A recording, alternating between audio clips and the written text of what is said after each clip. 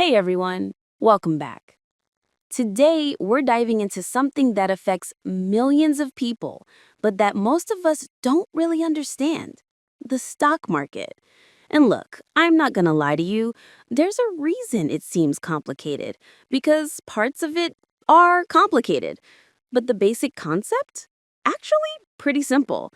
And a lot of what happens on Wall Street is basically just organized chaos with fancy terminology slapped on it. So, buckle up. We're going to pull back the curtain on how this whole thing actually works. All right, let's start with the absolute basics, and I mean kindergarten level. A stock is just a tiny piece of a company. That's it. When you buy a share of Apple stock, you own a microscopic sliver of Apple. You're not getting a free iPhone or anything, you're just a part owner. If Apple does well, your little piece becomes more valuable. If Apple face plants, well, your piece is worth less. Companies sell these pieces, these stocks, to raise money. It's actually pretty genius when you think about it. Instead of going to a bank and begging for a loan, they go to the public and say, hey, give us money and you can own part of our company. This happens in something called an IPO, initial public offering, which is just fancy talk for the first time a company sells stock to regular people. Now, the stock market isn't one place. This is where it gets a bit weird. You've probably heard of the New York Stock Exchange, the NYSE, with that iconic building on Wall Street. There's also the NASDAQ, which doesn't even have a physical trading floor anymore. It's all computers. And there are exchanges all over the world. Think of these as dating apps for stocks. No, seriously, they're matching systems. You want to buy 10 shares of Tesla? The exchange finds someone who wants to sell 10 shares of Tesla. You agree on a price, boom, done. Congratulations, you now own a piece of Elon Musk's empire. God help you. Here's where people get confused. How do stock prices actually change? The answer is stupidly simple: supply and demand. That's literally it. If more people want to buy a stock, then sell it, the price goes up. If more people want to sell, then buy, the price goes down. It's not magic. It's not even that complicated. It's just collective decision making. But here's the thing nobody really tells you. The reasons people decide to buy or sell are all over the map. Sometimes it's based on actual company performance, profits, revenue, new products. That makes sense. But sometimes it's because a CEO tweeted something weird at 3 a.m., or because a hedge fund manager had a bad burrito and decided to dump 1 million shares, or because someone on Reddit got 50,000 people excited about a dying video game retailer. Remember GameStop in 2021? That wasn't fundamental analysis. That was pure chaos. And it worked until it didn't, for most people. So, who's actually buying and selling all day? You've got retail investors, that's regular people like you and me. We're using apps like Robinhood or Fidelity or whatever, buying a few shares here and there. Then you've got institutional investors, mutual funds, pension funds, hedge funds. These guys are moving millions of dollars around. When they buy or sell, it actually moves the market. There are also day traders who are basically gambling, buying and selling the same stock multiple times in a single day, trying to profit from tiny price movements. Some of them make money, most of them don't. But they'll never tell you that at parties. And then there are the algorithms. Oh boy, the algorithms. Here's something that should probably freak you out more than it does.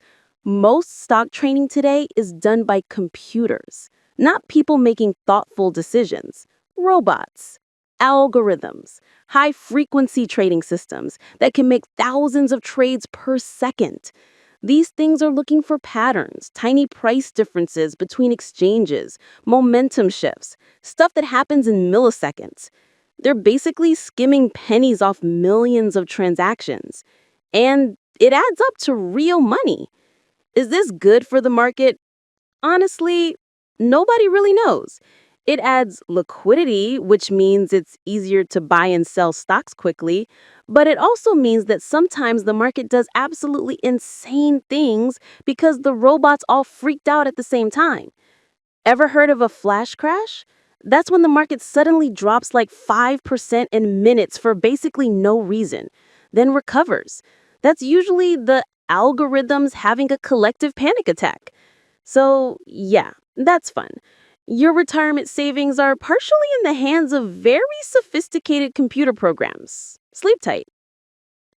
Okay, let's talk about what should make a stock price go up. In theory, and I'm stressing in theory, a stock price reflects the future earnings of a company. If people think Apple is going to make more money in the future, they'll pay more for a piece of Apple today. Makes sense, right? But here's where it gets squishy. It's not about what the company is actually going to earn. It's about what people think it's going to earn. And people are terrible at predicting the future. So you get these massive discrepancies. You'll have a profitable company with a low stock price because people think growth is slowing. And you'll have companies that have never made a single dollar of profit with stock prices in the stratosphere because people believe that someday they'll be huge. Tesla for years was barely profitable or losing money, but the stock kept going up because people believed in the vision. Were they right? In those cases, yeah. But for every Tesla, there are dozens of companies that never lived up to the hype. Quick sidebar, there are actually two ways to make money in stocks. One, the price goes up and you sell for more than you paid. That's capital gains. Pretty straightforward. Two, dividends. Some companies share their profits directly with shareholders.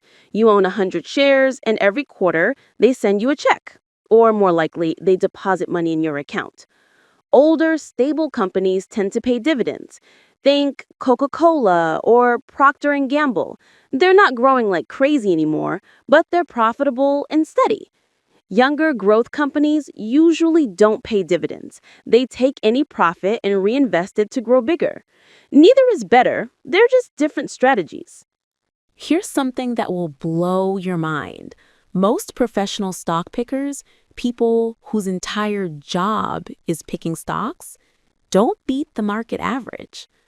Like over 80% of them, over long periods, underperform a simple index fund. An index fund is just a fund that owns a little bit of everything. The S&P 500, for example, owns pieces of the 500 biggest U.S. companies. You're not trying to pick winners. You're just buying the whole market. And it turns out that strategy beats most of the experts, which is both hilarious and kind of reassuring. Why? Because the market is really, really hard to predict. There are thousands of smart people with supercomputers trying to find an edge, which means most of the obvious opportunities are already priced in. It's like if you hear about a hot stock tip, you're probably late. The people who were going to profit from that information already did. Let's talk about the shady stuff because it definitely exists. Insider trading is when you trade based on information that's not public yet. Like you work at a company, you know they're about to announce terrible earnings, so you sell your stock before everyone else finds out. That's illegal.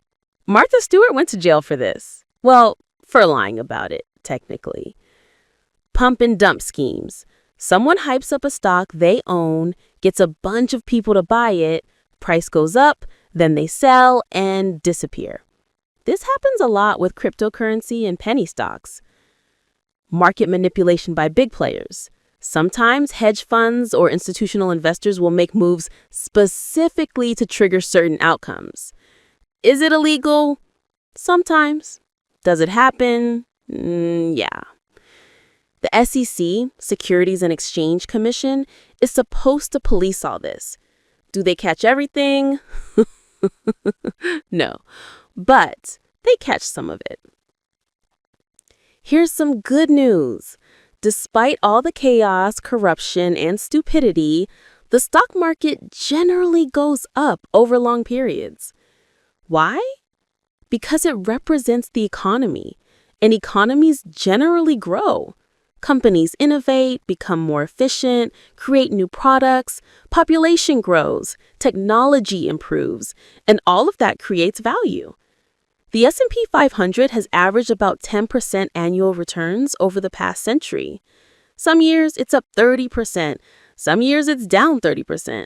But zoom out, and the trend is up. This is why financial advisors always say time in the market beats timing the market.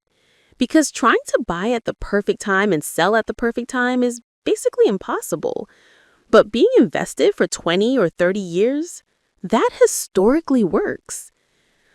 Of course, there are crashes: 1929, 1987, 2000 dot-com bubble, 2008 financial crisis, 2020 COVID crash. These happen when everyone suddenly realizes that prices got way ahead of reality. It's like a game of musical chairs. Everyone's dancing and having fun until the music stops and there aren't enough chairs. In 2000, people were valuing internet companies with no revenue at billions of dollars. That was dumb. Eventually, reality hit. In 2008, it was more complicated.